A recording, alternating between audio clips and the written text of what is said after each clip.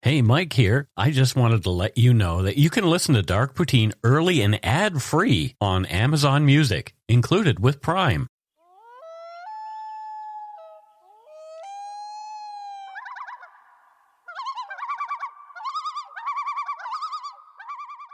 Welcome to Dark Poutine. I'm Mike Browne, creator and host. With me for this episode is my wife and this week's fill-in co-host, Carol Browne. Say hello, Carol. Hello. I'm the temp and I'm back. Yeah.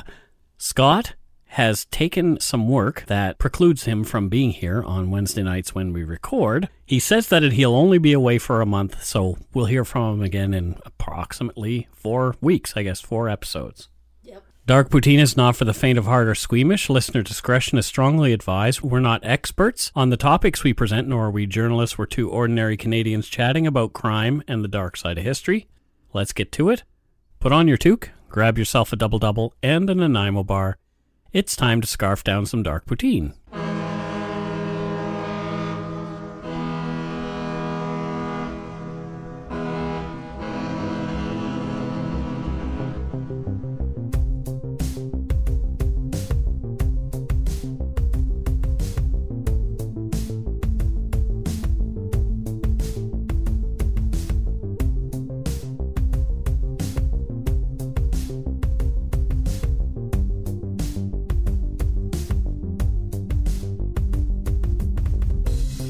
This is episode 71. Yes, Scott would usually say that's the one after 70. 70. It's not 69.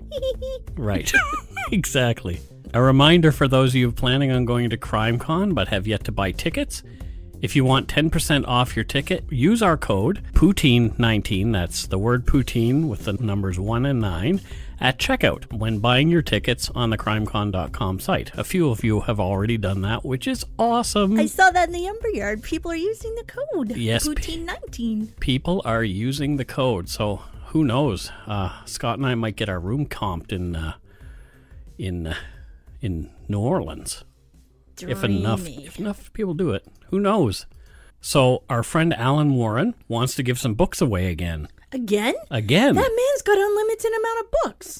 Well, I don't know if that's the case. This week's first giveaway is for our American listeners only. Don't worry, Canadians, there's goodies for you too. Alan wants to give away 25 copies of his book to American users of Amazon Kindle. So, if you don't have a Kindle, you won't be able to read this book, because that's the only place it's being released right now. It's brand new. The book is called In Chains, The Dangerous World of Human Trafficking. Starting on April 29th, 2019, the first 25 American Kindle users who email Alan at Radio Cub, that's Cub with 2 B's, at gmail.com with In Chains Dark Poutine in the subject line will get a Kindle copy of Alan's book. There's only one hitch. You have to promise to give the book a rating and a quick written review on Amazon. I think that's a pretty good trade-off for something that's free. We expect the 25 copies to go quickly, so give her. Nice. Very nice. Kindles. For our Canadian listeners, Alan wants to give away 12 books, either Kindle or paperback, of one of his short read books titled Drinks, Dinner, and Death. Ooh. So again, starting on April 29th, the first 12 Canadian listeners who email Alan at Radio Cub, that's Cub with 2 B's, at gmail.com with Drinks, Dinner, and Death Canada in the subject line will get either a Kindle or paperback copy of that book. Again, you're getting something for nothing, so please leave a rating and review of Alan's book. It helps him to get better positioning on Amazon. Thanks. Excuse me, I'm going to email right now. No, you can't. Oh, more for you guys then. I'll probably be able to get you a copy somehow. Okay, shh. Perks. Well, Maybe I'll borrow yours. I don't have a copy yet. Okay. Sharesies. All right, so thank you, Alan Warren, for doing that for us. We really appreciate it. You can learn more about Alan and his NBC syndicated radio show, House of Mystery, at his website, somethingweirdmedia.com. Thank you, Alan. Thank you. So nice. Thank you very much. On with the show. Out of respect, I won't be attempting my shitty Newfoundland accent this week. Oh, but I understand why. Yeah. In this episode, we're heading as far east in Canada as we've ever been. We're going to the tiny town of Fleur de Lys in Newfoundland off Route 410 at the northern tip of Baie Verte Peninsula. Oh, do they speak French there? The history is that the area was first utilized by French seasonal fishermen in the 1500s. Oh, cool. This is how the place got its name, Fleur de Lys. But because it wasn't a permanent settlement, it didn't get the recognition that a place like Port Royal does, or Port Royal. Ooh, fancy. Fancy French names. But still, Fleur de Lys is pretty good. It's a beautiful name. Yeah. As well as fishing, the town's economy has been reliant on seal hunting, mining, and lumber. After the closure of the mine in 1992, and then the codfish moratorium in 1993, the population of Fleur de Lys declined to around 240 where it sits today. So it's a very, very small town. 240 people, all in. All in. Oh. A quick search on Google Maps and a look at the street view of Fleur de Lys really gives one a good feel for how tiny and remote this place actually is. Look. It's such a quaint little town, eh? So tiny. And it reminds me a lot of places that I'm familiar with back in Nova Scotia as well. It definitely has that East Coast appeal that I miss so much. Yeah. Of note nearby is a small museum and interpretive center dedicated to the history of the indigenous people who first settled the land 4,500 years ago. Wow. Yeah, they have a large soapstone quarry there that was used by these people to make cooking pots, bowls, oil lamps, and artwork. Awesome. Very cool. It's amazing people survived that tough kind of weather. It still is. That long ago. Yeah. It still is. This little hamlet is at the heart of what Tourism Newfoundland and Labrador call Iceberg Alley. From the Newfoundland and Labrador website, when it comes to viewing icebergs, this is one of the best places in the world. On a sunny day, these 10,000-year-old glacial giants are visible from many points along the northern and eastern coasts. They come in every shape and size, with colors from snow white to the deepest aquamarine. Despite their arrival from the Arctic every spring, our awe of them remains new year after year. Yes, I want to go and see them. I've never seen them before, ever. Believe it or not, Newfoundland is the only province in Canada that I have not been to. So I think you and I may need to make a specific effort to get there one day. Yes, I agree. It was one of these seasonal giant icebergs that the RMS Titanic struck before it sank 640 kilometers off the Newfoundland coast in April of 1912. What, the Titanic sank? What? The Titanic will make a great episode for us to tell one day. Are you channeling Scott? You definitely are. Oh my goodness. Our story in this episode is more recent, but no less tragic. Taking place in February of the year 2000. This is the story of Samantha Walsh.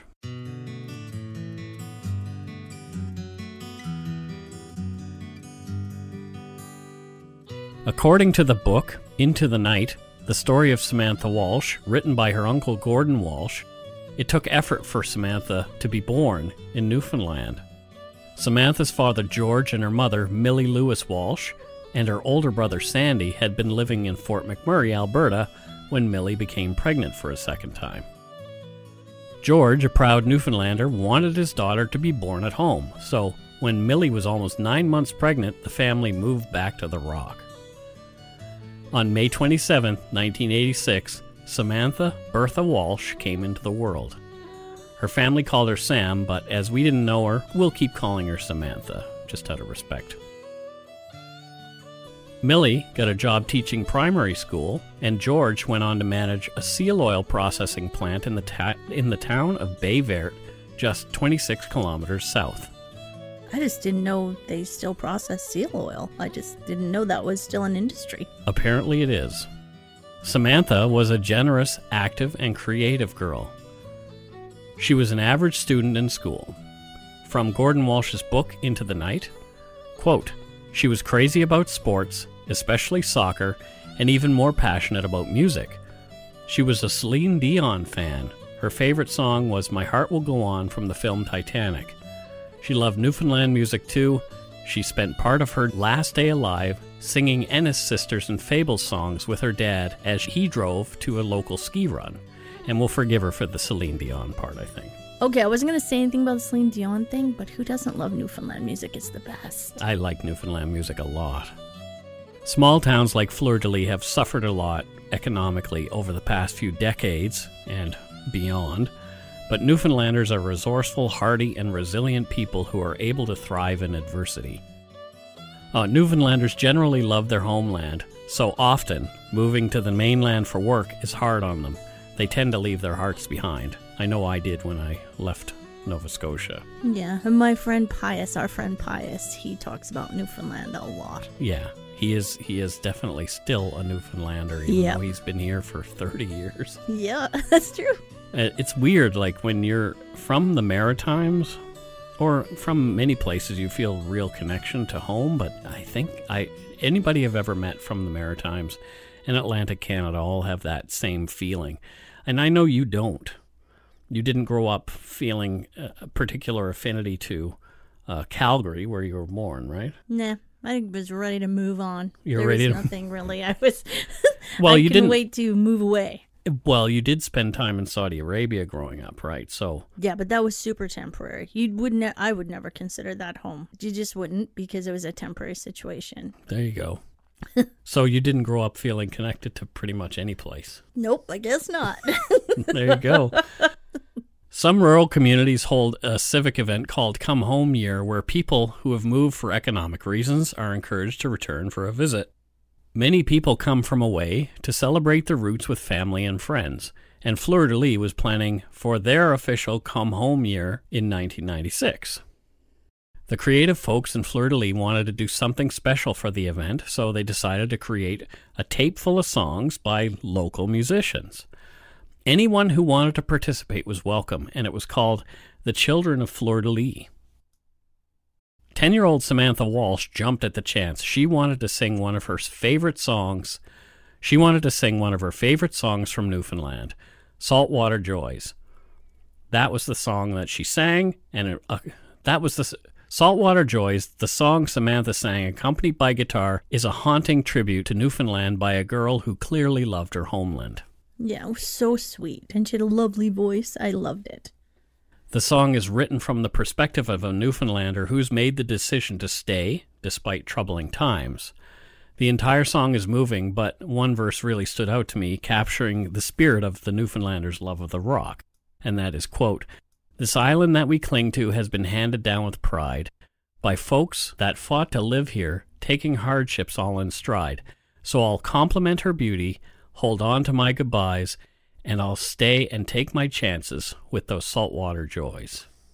Such a beautiful sentiment. It is. It's sad. And she was 10 when she sang that. And for a 10-year-old, she was quite a good singer and could hold a note for sure. What did you think? It was very sweet, but it's also because her voice was so just young that it was not like sad until I started reading the words, and then it was like, oh, yeah, get you. Yeah, for sure. According to an article by Ryan Cleary for The Telegram, Samantha would eat salt fish for breakfast. Wow. Well, that's what some people in Newfoundland do. Yeah. She didn't like the bones, though, so before she ate, her dad would lovingly debone the fish for her. Oh, George, nice. As well as being an avid soccer player, Cleary goes on to mention that Samantha rowed the little yellow boat that her uncle had made for her happily around the harbor in the summertime. So it'd be like one of those little boats we used to see? Yeah. Cute. In winter, she loved snowmobiling with friends on her orange skidoo they called the Funkmobile. I'm in for the Funkmobile. I think the Funkmobile sounds fun. Yeah, I'm in. Samantha was a cute little girl, but according to Cleary's article, not vain. She wasn't overly interested in fashion and makeup and was not shy about stomping around in rubber boots. Cool. Yeah. I like her. Being 14, she also had a boyfriend she'd been going steady with for some time. She told her friends she was in love. Nice. In his Telegram article, Ryan Cleary also related one story that the family often told when fondly remembering the playful Samantha.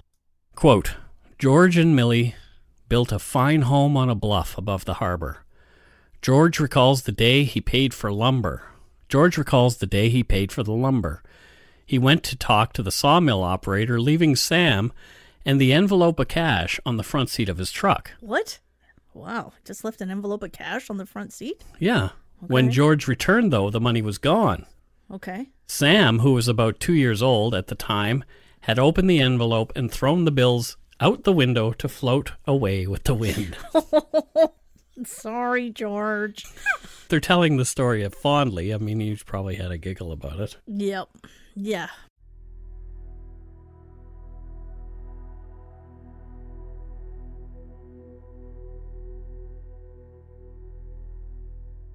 On Sunday, February 6th, as it was on many Sundays, dinner was at Grandma Walsh's place for the Walsh family.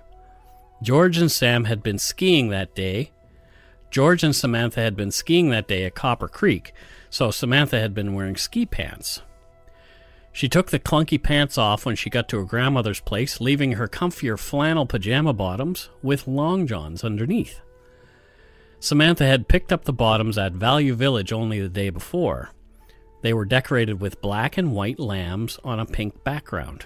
I mean, for someone who wears long johns, I used to love wearing long johns. Just comfy. Yeah. Millie and George were going to stay and play cards with Mrs. Walsh after dinner. Samantha had homework to do, so she left for home around 6:30 p.m. She hadn't bothered with getting into her ski pants again and left her gloves behind. Even though it was a cold night, minus 25 degrees Celsius, yeah, I know, she should be plenty warm with her coat, hat, and boots on for the 3-minute walk home. Yeah, 3 minutes is about all I could take of that. The last words she said as she walked out the door were her usual, "Loves you, Mom." When Millie and George got home a couple hours later, they expected to find Samantha there studying or even asleep. She was not there. It looked as though she hadn't been home at all. George and Millie got into their car and drove around the small town looking for any sign of Samantha along her usual routes, with no success. They ended up at Skipper Shea's Lounge, the small restaurant tavern in town. No one around there had seen Samantha either. The couple met George's brother Gordon, who later wrote the book about Samantha. Gordon and his buddies went out into the cold looking for Samantha on their snowmobiles, while George and Millie stayed in calling friends and family that the girl might visit. No one had seen the 13-year-old grade 8 student. She'd vanished into the cold night air. The police and fire brigade were called at 11 p.m. to assist with the search for Samantha. Gordon and his friend searched the shoreline carefully. Pretty much the whole community was on high alert now, and almost the whole town showed up to help in the search. Wow. You know, in a town that size, everyone knows everyone or is even related in some way. Yeah, I've never lived in a small town like that small. It was bizarre that someone could go missing in the way Samantha did. She couldn't have gotten very far on foot, so where was she? Tom Walsh, the fire chief at the time, wanted to search the town thoroughly through again. From Gordon Walsh's book, Into the Night, quote, "He instructed us to search everything, knock on every door, go in every shed, every cellar, check all cars, trucks, garbage boxes, under buildings, under patios, and walk around every standing structure.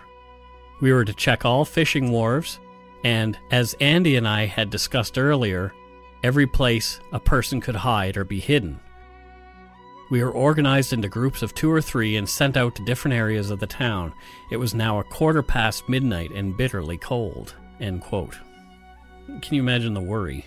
I feel, just thinking about her parents, just like, where would, she was only like going to be gone for 3 minutes away. Just a quick walk home. Yeah.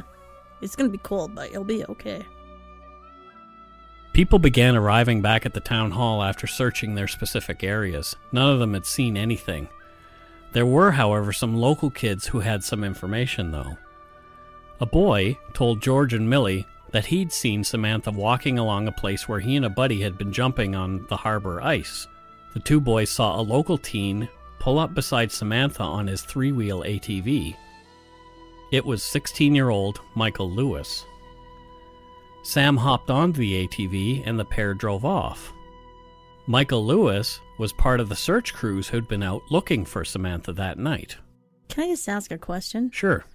Why would they be jumping on the harbor ice? Back east, and a lot of places with ice, you jump from ice floe to ice floe. Some people call it copying. I don't know why it's called that. But you jump from ice floe to ice floe just to see if you don't get wet.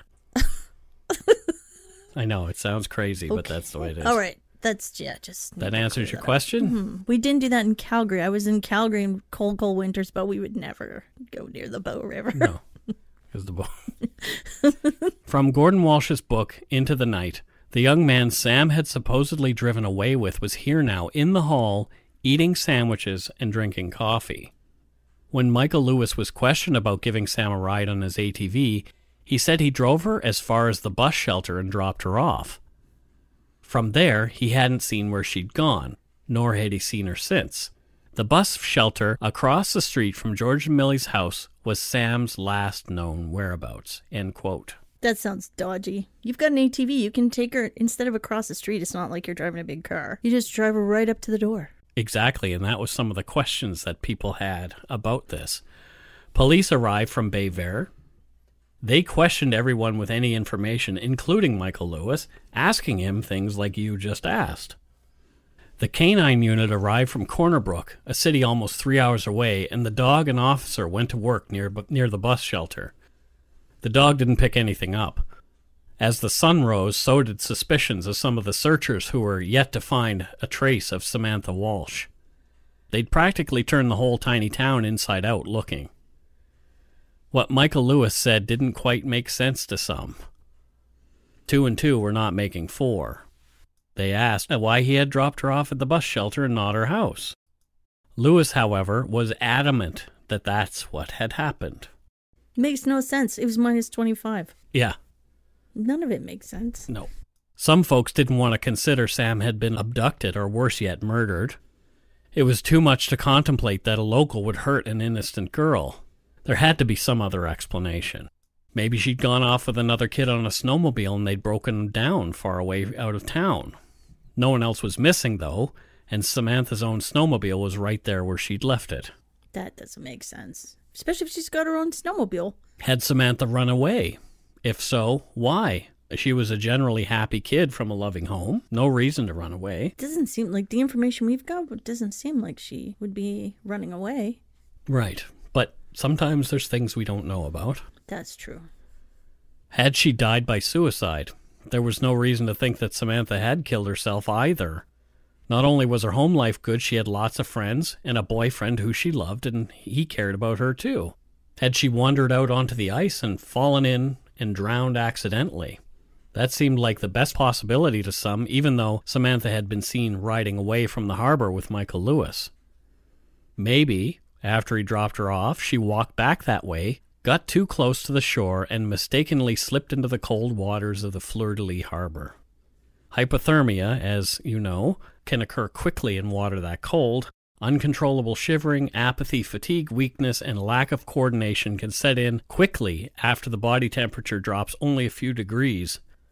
And in water as cold as Fleur de Lys, unconsciousness and even death can happen in under 15 minutes. Yeah, I can only imagine. Suffice it to say, a lot of attention was paid to the shore and the waters of the harbor. Hey folks, I wanted to tell our local Vancouver listeners about a good cause. It's an event to raise awareness around mental health and taking place locally. It'd be awesome if you could participate. Maximizer CRM is hosting Walk the Talk on Friday, May 10th to raise awareness for mental health. The Walk the Talk event will involve a fun, energetic walk around the False Creek seawall to grow awareness for the Canadian Mental Health Association. Maximizer CRM is encouraging everyone to come out and walk the talk. Join the walking crew on Friday, May 10th at noon, starting and finishing at Concord Pacific Presentation Center at 88 Pacific Boulevard. This Walk the Talk event will be part of the Mental Health Week for 2019. The walk is free and donations are welcome for the Canadian Mental Health Association. For more info or to donate, please visit www.maximizer.com/walkthetalk. Thanks.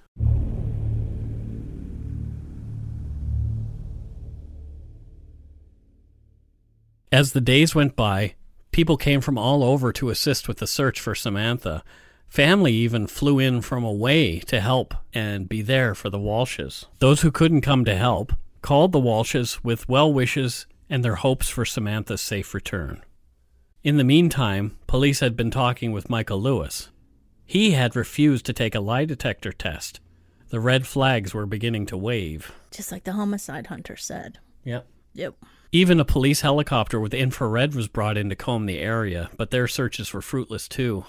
In Gordon Walsh's book Into the Night, he wrote that someone claimed to have seen Samantha at a highway diner some ways away. Another person claimed a girl closely resembling the description of Samantha asking for bus fare there while in the company of a young male. Had Samantha been having a relationship that her parents didn't know about and run off with somebody else, maybe an older boy? Could happen. 14, feel like you're older than you really are. Definitely. I know I did. George Walsh himself went to investigate, but came home empty-handed and distraught. They later found out that this girl had not been Samantha at all when she returned on the bus to a flurry of questions. Millie wanted to believe that Samantha had run away. Although not necessarily safe, she'd at least be alive. Poor Mom. There was evidence of a break-in at a local cabin. It looked as though someone may have slept there. Maybe Samantha was still in the area hiding out for some yet unknown reason. I don't know. Cops set up at the town hall and held several small press conferences at a local church to update the folks with progress of their investigation. As the days wore on, with no sign of Samantha, people in the town feared for the safety of their own children. What if someone really had abducted Samantha? Would this person do it again? Yeah, I guess you have to think of all options. There just doesn't seem right. Doors that were usually left unlocked were secured. The little town that felt a safe haven for so long was tainted by Samantha's disappearance. People were becoming really afraid. Yeah. You know? It's 240 people.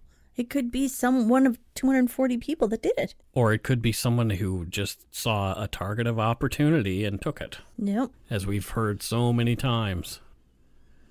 The media picked up on the story of Samantha's disappearance, and local TV news stations talked about the case regularly, showing Samantha's picture.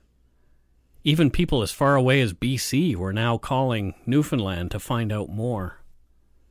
Michael Lewis remained a person of interest in the case. He was the last person to have seen her alive. Yeah, I would question.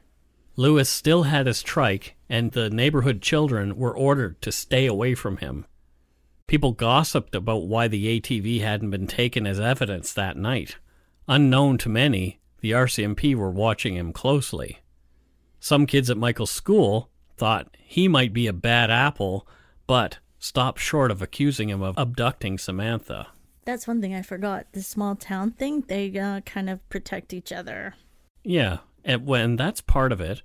And you can imagine how divisive something like this is in a tiny, tiny town like this. Mm-hmm. A lot of people would be feeling on one side that perhaps this young man has done something, and other people would be very, very vehemently arguing the like counter. Like his parents. Yeah, sure. They live in the same city, it sounds, or small town, sounds like. Exactly. What were Michael Lewis's parents thinking with their son being under all that scrutiny? I guess, there's whispers of murder about your kid. That had to be horrible. The Lewis family was of French heritage, and the Walshes were of Irish descent, and the two families had roots in the town that stretched far back to the founding of the town in the 1800s. So both families had been there for a very long time. They lived together for a long time, but now suspicion and fear began to rip the town apart. Over a week into the investigation, many people talked openly they believed Samantha was dead. Some spoke clearly about who they suspected, Michael Lewis. Police were frustrated. They knew Michael Lewis wasn't telling them the whole story, but he'd clammed up. They needed him to talk.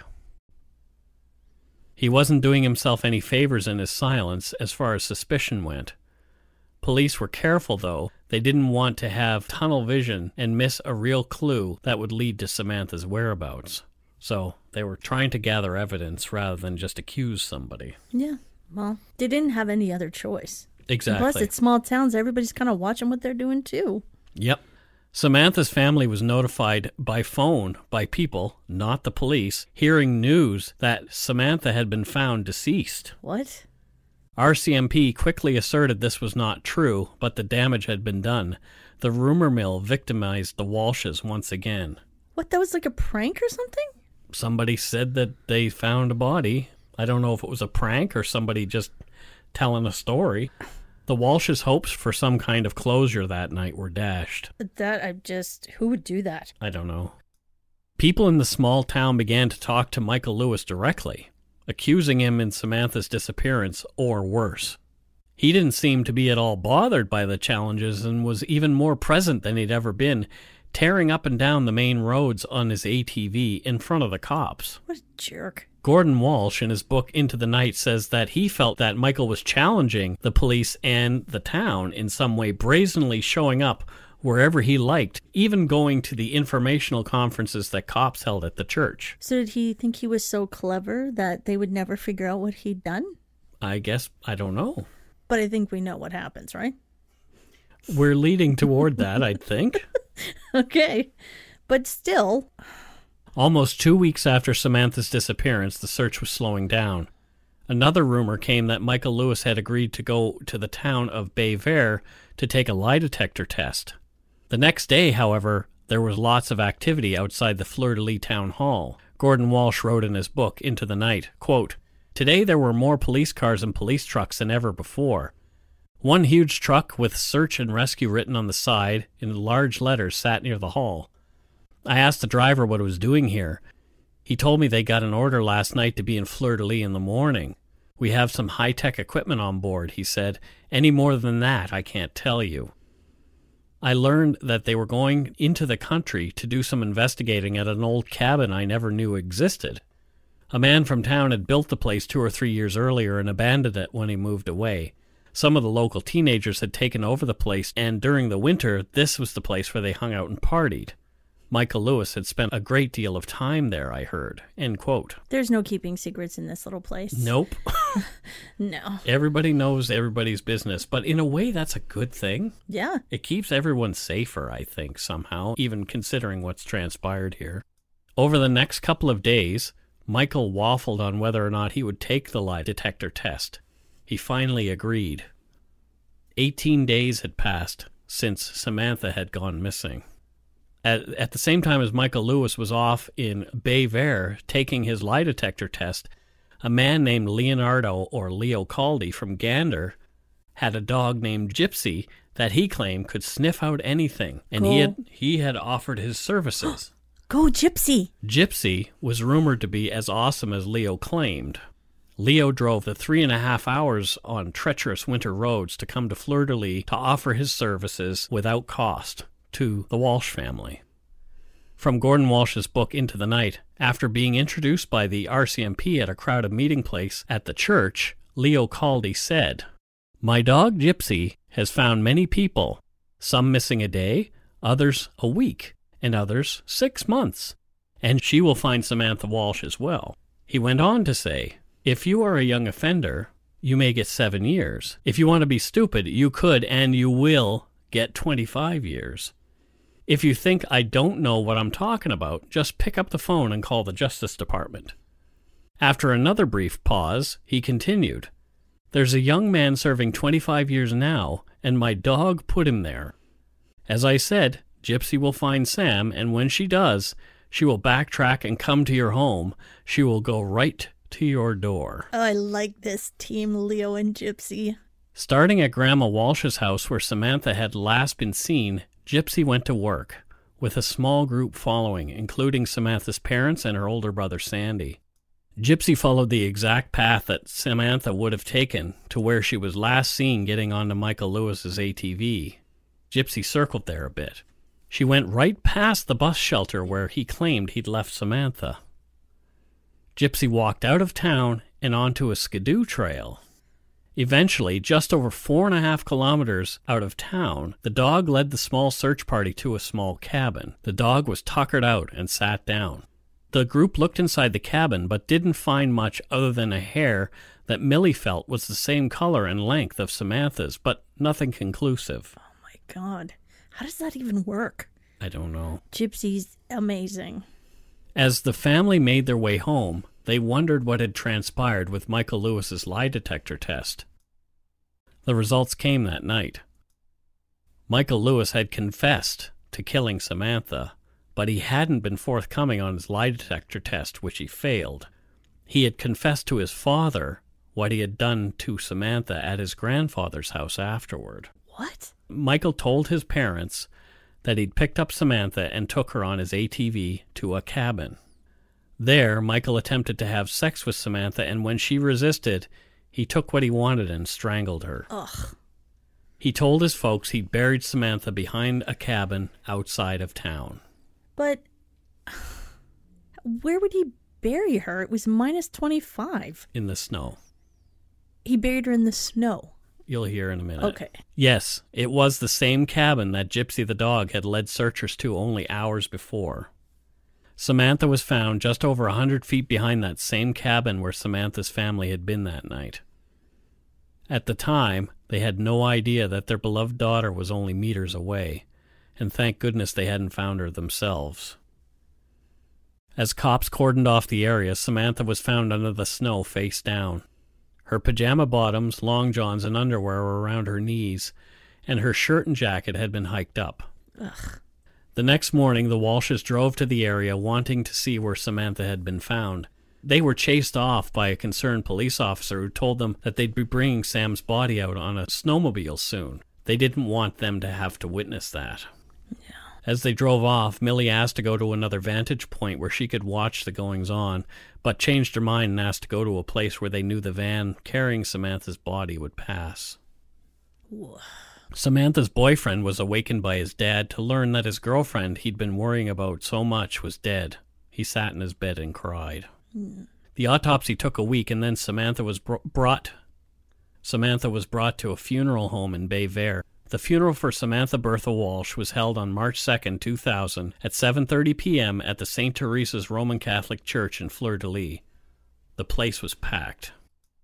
Samantha Walsh was buried in the local graveyard in the freezing rain as her loved ones looked on. So sad and horrible. Michael Lewis made his first court appearance on April 6, 2000. He'd been incarcerated since he'd been arrested and charged with the first-degree murder of Samantha Walsh. Samantha's family were spectators in the packed courtroom as a trial date was set for May 18th, 2000. Pretty quick. Yeah. However, on the trial date, Michael's lawyers asked for bail, and a date had to be set for a bail hearing, scheduled for June 22nd. On June 22nd, the application for bail was dropped, and the next proceeding would be a hearing on September 25th. As he was only 16 at the time, this hearing would determine whether Michael Lewis's case should be tried in youth court or bumped up to the adult court, as the Crown was requesting. Which, because we're allowed to use his name, clearly he's tried as an adult. Yes, okay. They moved the proceedings to adult court. However, the proceedings were again postponed until October 10th, 2000. The hearing was put off for another day, and then another 6 days, and finally scheduled to resume all the way in St. John's on November 3rd, 2000. But it didn't happen there either. It was finally moved back to Corner Brook for November 9th, 2000. The wheels of justice turned slowly. This is irritating. I can't imagine this poor family. Yeah, showing up day after day after day, there for each step of the way, and being told, nope, nothing's happening today. You got to go home. Yeah. Like, let's get it over with. I understand that, people have to go prepare stuff and that kind of thing, but shouldn't the system actually know that this is what goes on by now and acclimate for that? Maybe, but this is just lawyers' ways of kind of, I don't know, just drawing it out. It sounds like delay. Yeah. To deliberately, I don't know. Yeah, it's crazy. Millie and George were there every day, and so were Michael Lewis's parents. Can you imagine? They're all sitting in this courtroom together, all staring at each other. It would be horrible.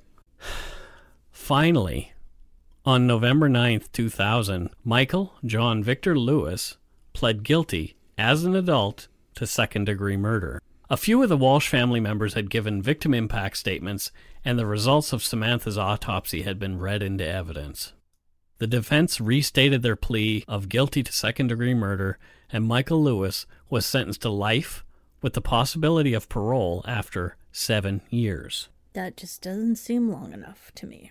The 7-year stipulation is the most severe sentence a youth who's been convicted of second-degree murder can receive. So, even though he was bumped up to adult court, they still have to treat him as a young person. They make leeway for that.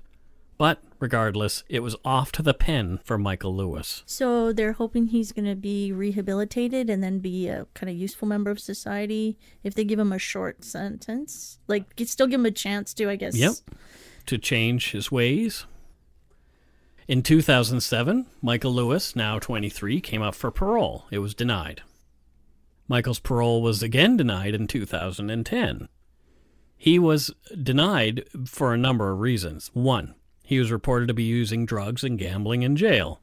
2, he was not a model prisoner and seemed to care strongly about impressing other inmates rather than changing in any demonstrable way. 3, he displayed a continued lack of remorse or empathy for raping and strangling Samantha. 4, he led police and Samantha's family on for 3 weeks, even coldly participating in the search for her, knowing full well where she was and what had happened. 5, during that 3 weeks, he showed not a hint of shame or guilt. 6, he clung to the story about killing Samantha during, quote, horseplay, strangling her accidentally. This is even after the coroner said that Samantha had died after deliberate and appreciable force had been applied to her throat. 7, girls in the neighborhood had called Michael sexually aggressive even before the murder, saying he'd touched them without consent. Even some of the smaller boys said he'd touched their genitals in the acts of bullying over the years. You know, like, they gave him every chance, and he just took the wrong road every single time. Sounds like it. Yeah. And he's one of those creeps in the small town that people kind of whispered about. Probably, yeah.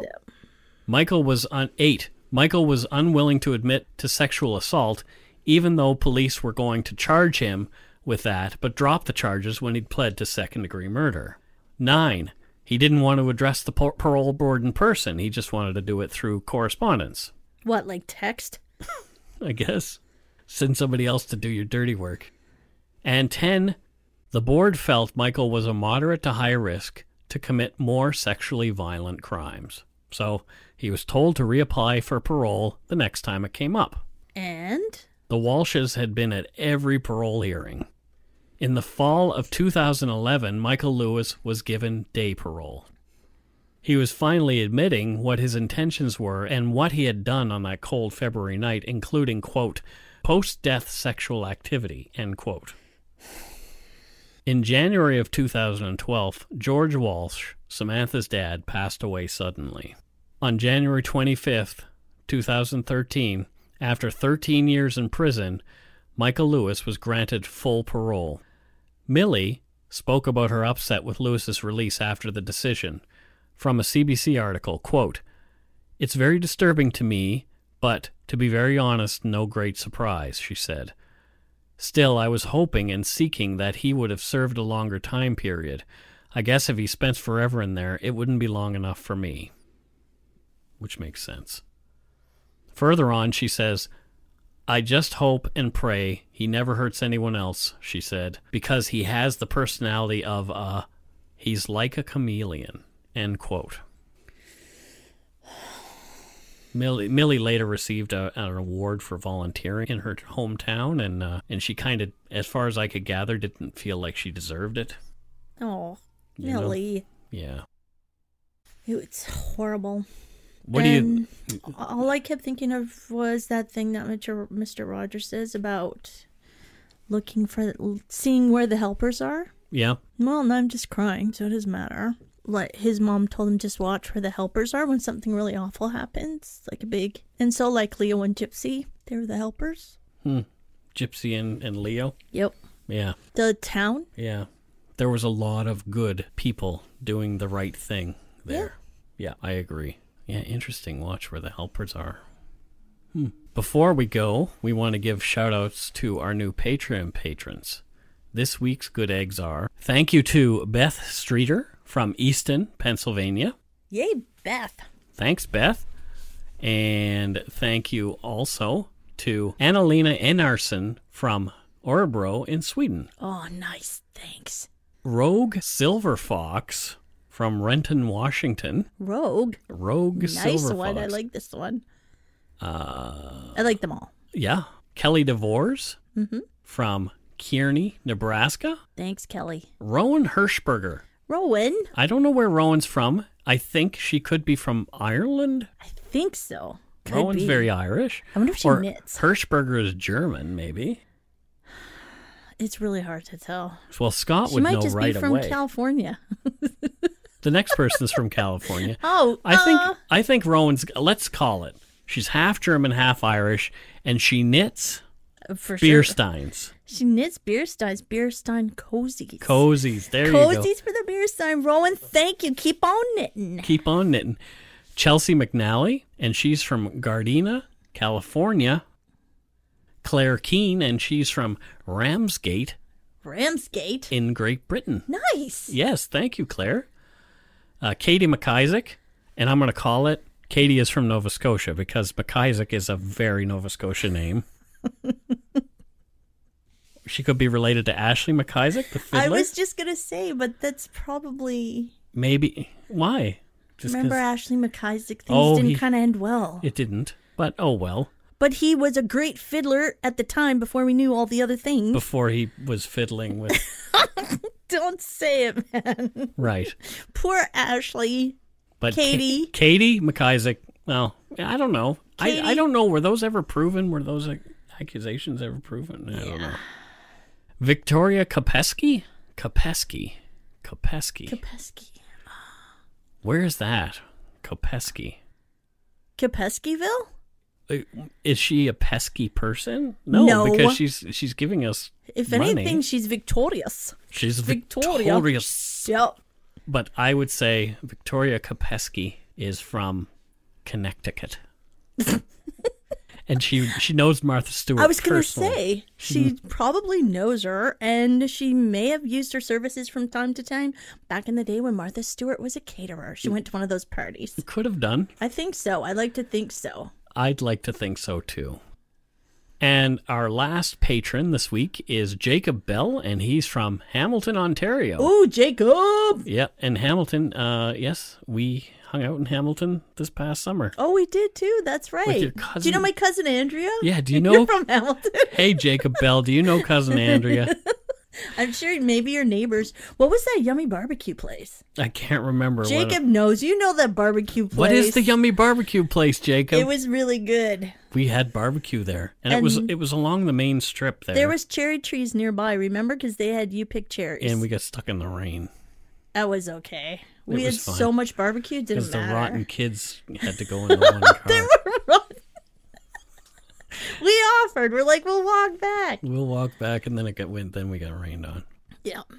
So that's it. Thank you so much to our patrons, past and present, for your pledges. We really appreciate your support of the show.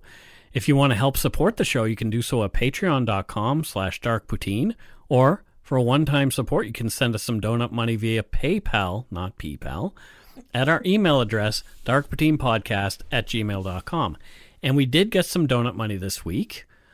We got some from Mary P., who said that Mary. she wanted me not to use her last name, so we are going to do that. Thank you, Mary P. Thanks, Mary. And also, we got some from Dr. Kelly from Oak Island, North Carolina. I didn't know that there was an Oak Island in North Carolina. That's amazing. So, I got so excited when I saw that. So Oak Island. Thank you, Dr. Kelly. It's interesting that a doctor would, we had 2 doctors in a row and 2 weeks in a row who are giving to us, which is interesting. Doctors. Dr. Kelly appreciates that we're teaching her about Canadian history and culture, which I'm kind of horrified that. But you know what? She said have a donut with sprinkles. Okay, I have to now. There's no way you can't. Yes, and we will share with Scott. We will. We'll share the sprinkles. Sorry, Scott. Here's some sprinkles. Sorry, Scott. You get the sprinkles. No. I'll split it right in half. If you don't already, it would mean a lot to us if you... So thank you, Dr. Kelly. Much appreciated. And Mary P. If you don't already, it would mean a lot to us if you subscribe to the show. You can easily find us on iTunes, Podcast, Google Play, Stitcher, TuneIn, Spotify, or wherever you get your on-demand audio.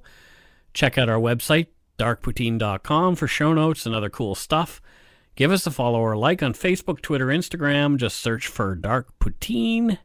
Most importantly, tell your friends. Word of mouth is a powerful thing, and it's working like a hot damn. Join us in our closed Facebook groups, the Yumber Yard, the Barnyard, dedicated to the love of animals, and the Craft Barn for the numerous creators in our community. Craft Barn. People are now asking for like a book barn as well. Oh, hey, that's a good idea. Yeah. So we can do some book reviews and those kind of things. Mm-hmm. Especially for the person that keeps sponsoring all these books. Yes, exactly. Yeah. We can do that. All right. So that's it for this week. 3 more episodes after this one, and Scott will be back. So I don't know who our co-host is going to be next week. It might be Carol. It might be somebody else. Hey, I'm the temp. I'll show up. Sorry I cried a little bit there, but it was sad, but oh well. That's okay. That's why we love you, because you're human. Because I cry? Oh. No. Okay, so until next week, don't forget to be a good egg and not a bad apple. Bye. Bye, everybody. Thank you. Bye, guys.